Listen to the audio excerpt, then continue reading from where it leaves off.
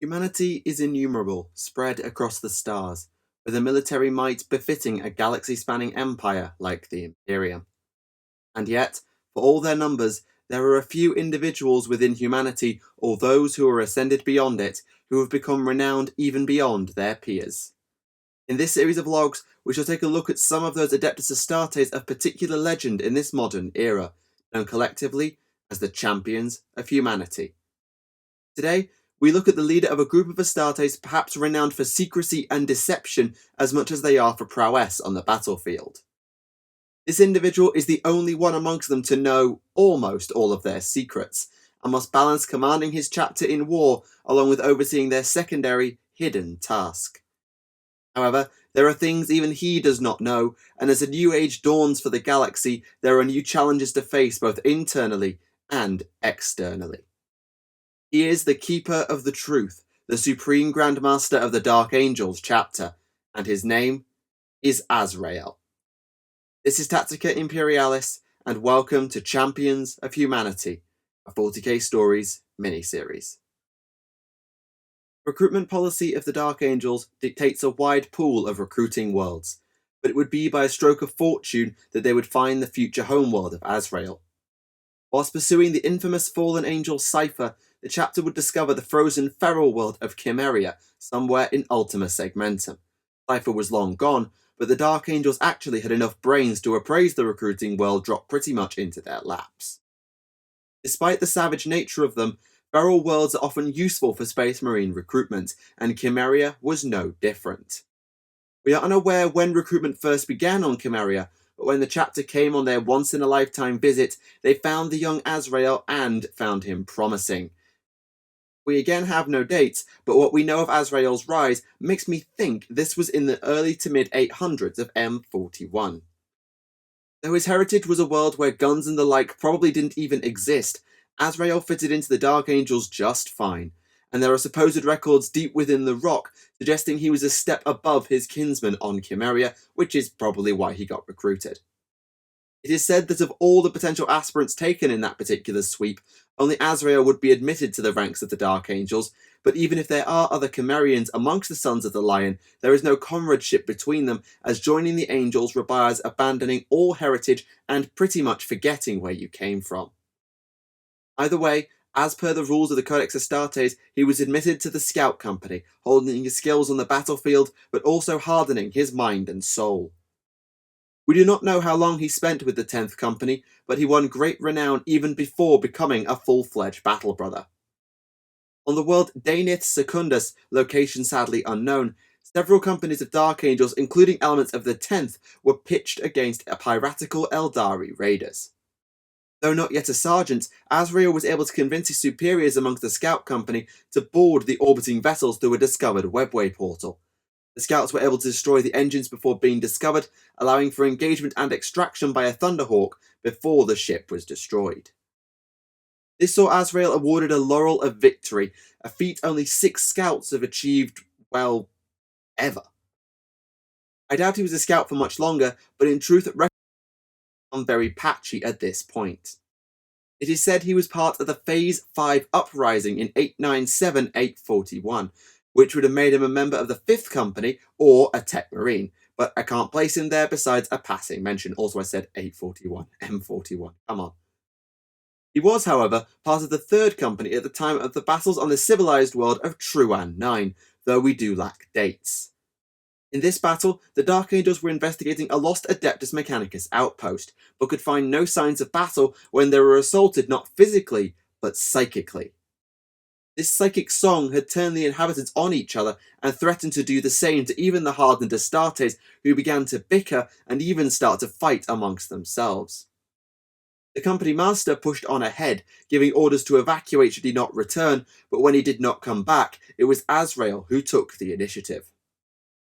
Gathering up those least affected by the psychic attack, he followed his master's trail, but was forced to venture on alone as their will was tested further and further, and they found the corpses of their brothers who had torn each other apart.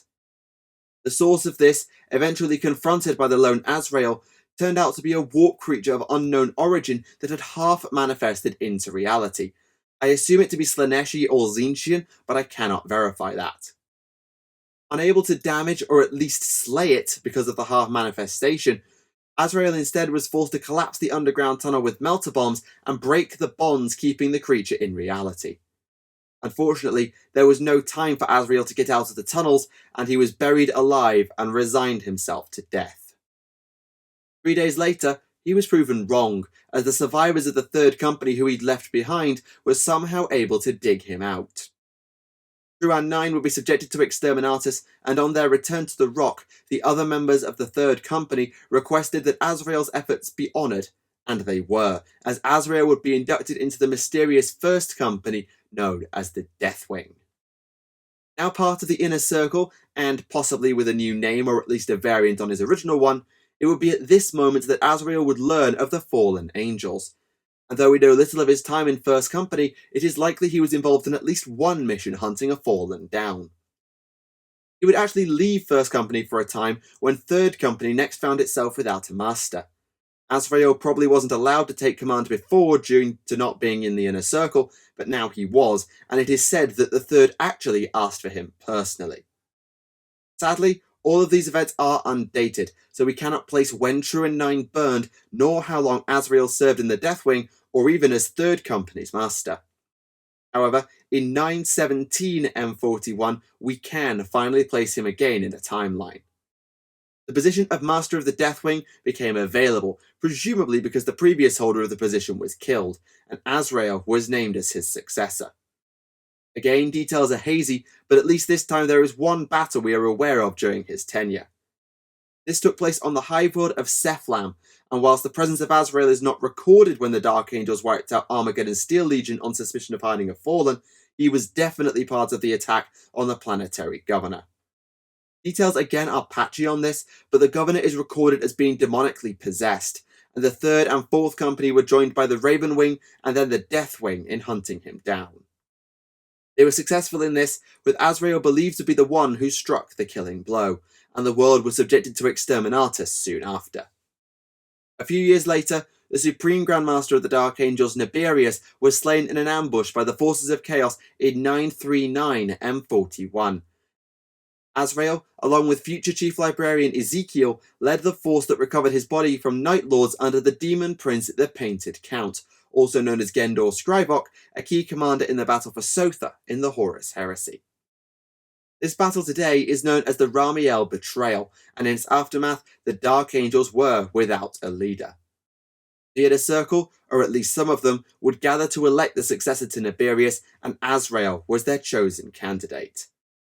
How many have held the office before him is perhaps unsurprisingly unknown, but the nature of the hunt for the fallen makes me think it may be higher than whatever the average number of chapter masters is for a first founding chapter. Following his election as Supreme Grand Master by the Inner Circle, Azrael would then have to prove himself to the mysterious inhabitants of the Rock, the Watchers in the Dark. The Inner Circle members, most notably the Chief Librarian, also known as Keeper of the Keys, guided him deep into the Rock to a place called the Chamber of Passageways. The Watchers, diminutive and robed creatures believed to have been Caliban natives, then appeared to guide Azrael further until alone he entered a place called the Arch of Truth.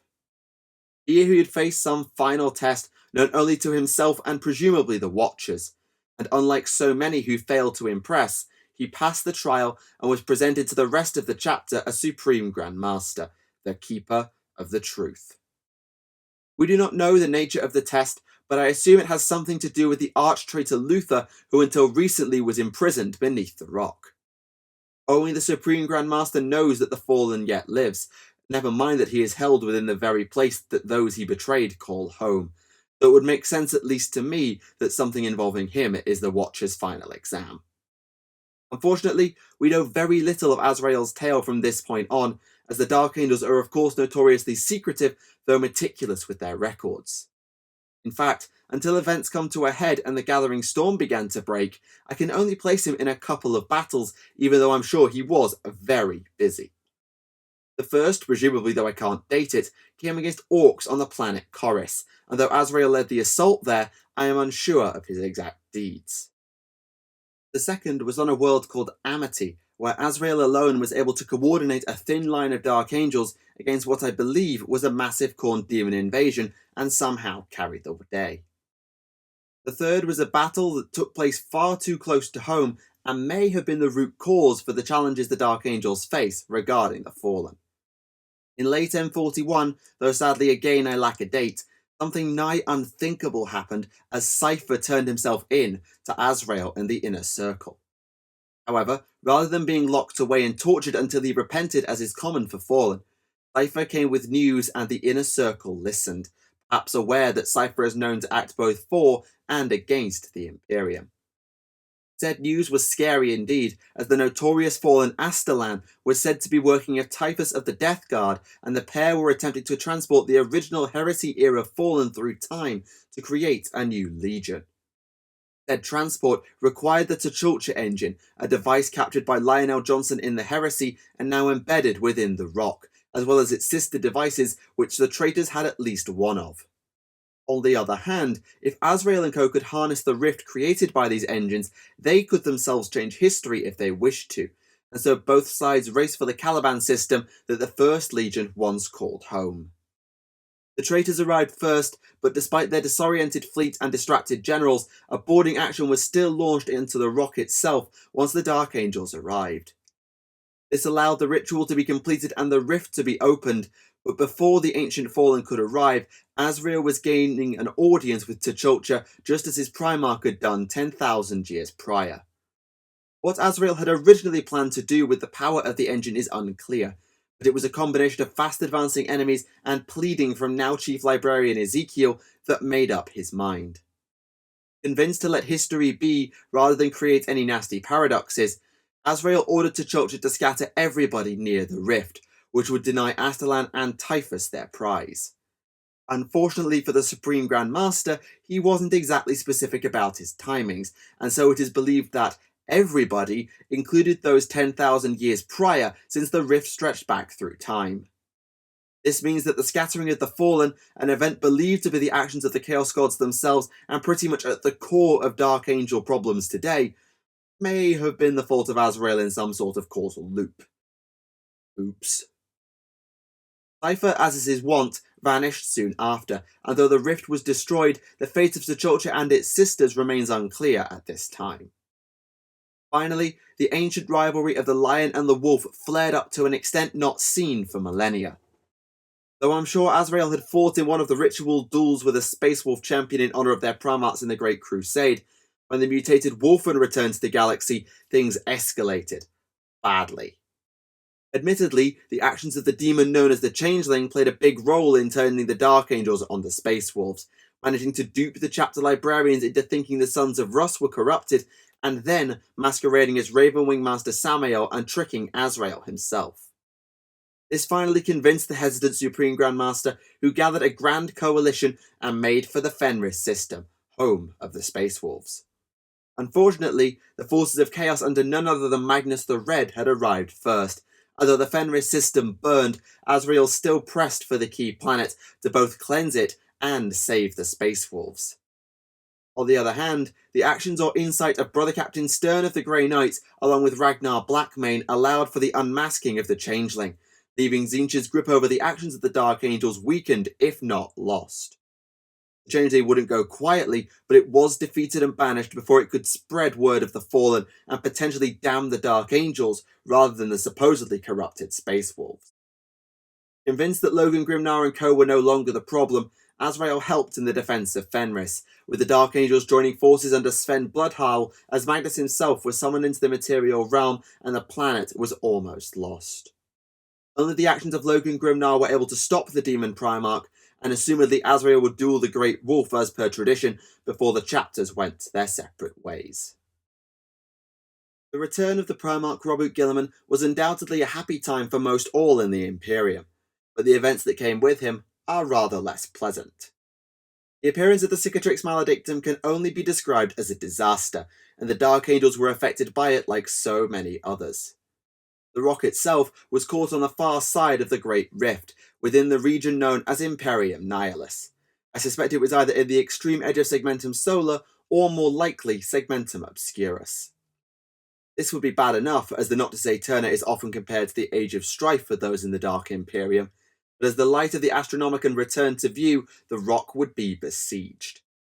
Led by Marbas, supposedly the only member of the Fallen to ever attain demonhood, a vast demonic horde attacked the remnant of Caliban. The Dark Angels suffered heavy losses, and the Raven Wing would have lost its master were it not for Belial of the Deathwing. And in the aftermath, Azrael came to realise that for all its size and strength, the invasion was likely naught but a distraction.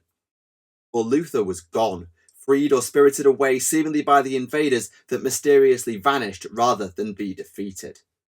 Of course, Azrael couldn't tell anyone Luther was gone, only he knew Luther was alive in the first place, so the truth was left hidden, as it always is. Later, word would spread of a place hidden by the warp and deep within the Dark Imperium. There, it is said a muster was taking place, a reunion of those who had once called themselves Sons of the Lion. Many in the chapter, I suspect, would have suggested Marbas was the one in command of this host. After all, he had the gall to attack the rock itself, and is now the Inner Circle's second most wanted after Cypher. But Azrael alone knew different, or at least suspected it. For all his ramblings that Johnson would absolve him, for all his protestations of innocence, Luther was now free, and potentially rebuilding the fallen legion he had built on Caliban so long ago. So while Samuel of the Raven Wing seeks Marbas above all in his quest for vengeance, whilst the Inner Circle as a whole hunt for Cypher as their priority target, the Supreme Grand Master alone hunts for the one who supposedly started it all. But as always, the hunt for the Fallen must not distract from the duties of the Dark Angels as a force of Adeptus Astartes. Well, not too much. Most notably, the chapter, along with several of their successors, entered the war for the Stygius sector, helping the Mordian Iron Guard and the Space Wolves against the forces of Tzeentch. I cannot confirm if Azrael was present, but given that over half the chapter was present, if not all of it, I suspect he was at least somewhat involved.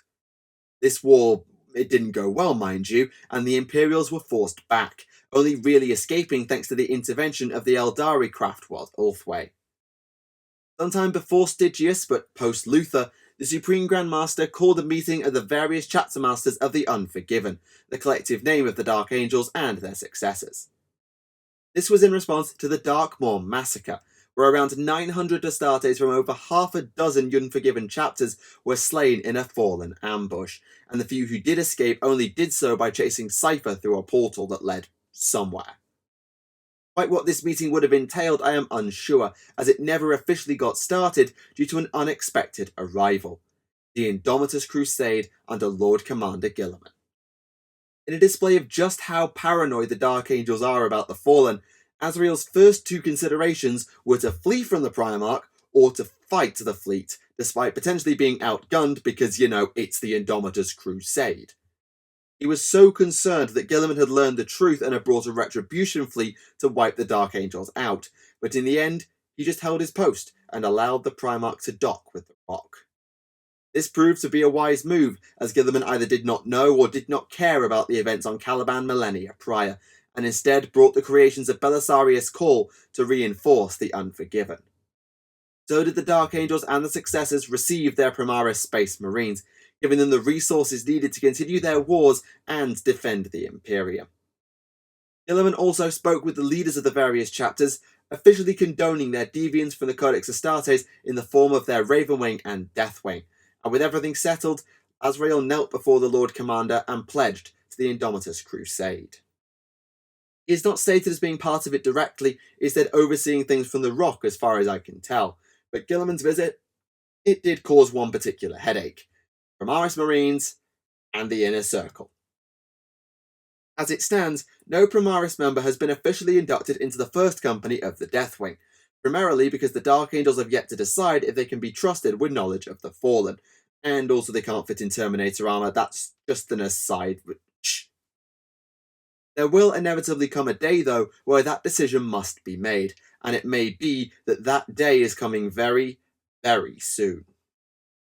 Following the battles on All Hallow, mostly pitting the Tower of the Fourth Sphere of Expansion against the Angels of Absolution's successor chapter, but with the Dark Angels secretly aiding the forces of the Tau Va, Primaris forces were exposed to a fallen librarian on several occasions. However, unlike Samuel, who was inducted into the Inner Circle when he ran across Cypher, these Primaris were mind-wiped over and over again. Somehow, though, they became wise to what was going on, and were able to use their new unique additions to circumvent the mind wipe process, handing the leader of that force more than a few headaches.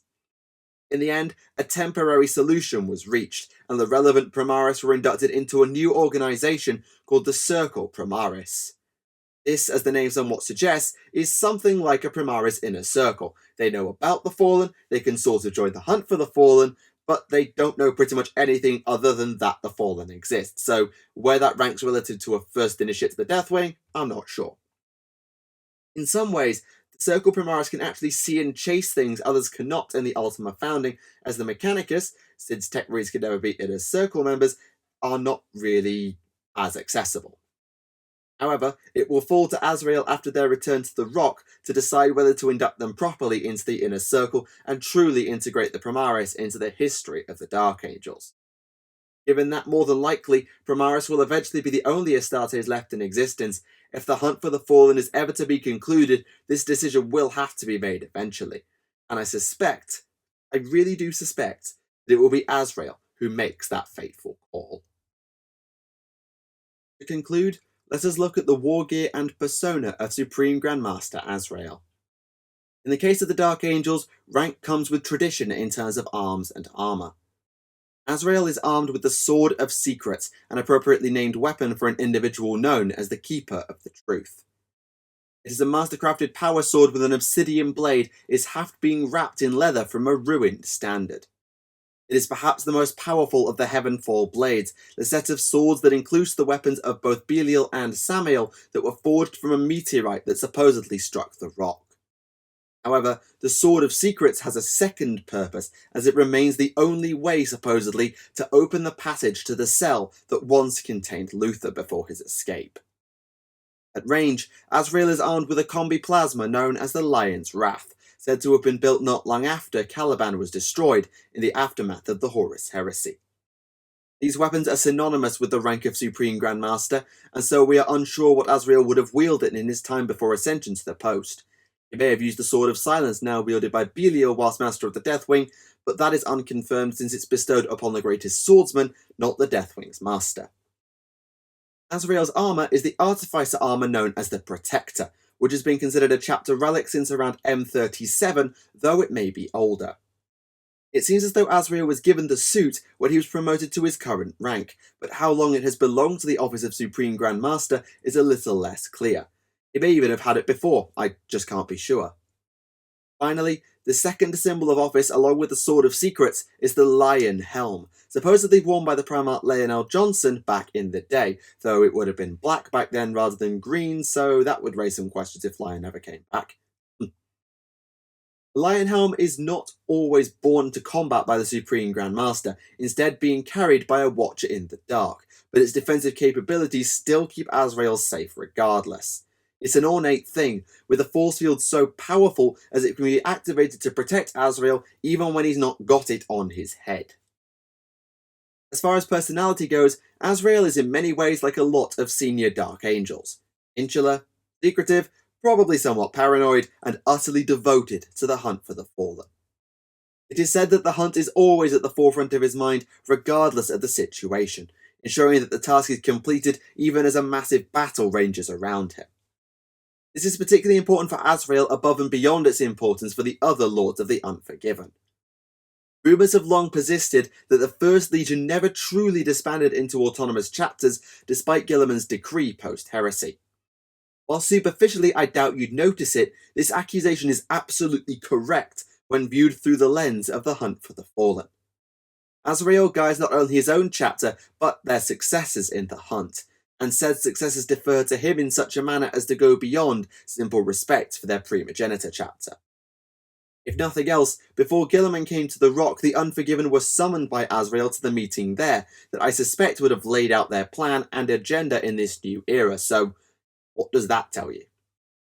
If you view it as Legion building or not is up to you, because outside of their secret task, the Unforgiven generally do handle their own affairs.